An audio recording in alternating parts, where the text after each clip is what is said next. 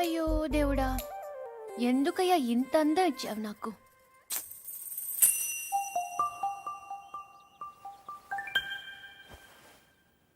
బాధపడకు పూరి. మీ అమ్మ వాళ్ళందరూ అనవసరంగా భయపడుతున్నారు కానీ నువ్వు అంత అందంగా ఏం లేవు. కళ్ళేమంత పెద్దవి కావు.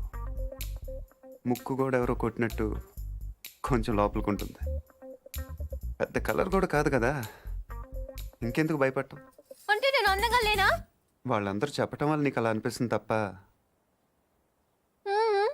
మ్మ్. బెంజ్ అందరు బాగుందంటారు పూరి, కానీ అంబాసిడరే కొంటారు. నా మాట నమ్ము, నువ్వు హ్యాపీగా కిందకి వెళ్ళిపో. ఎవడు బాగున్నా ఉంటాడు చూస్తాను. పార్దు, ఇంకొకసారి చూసి చెప్పు.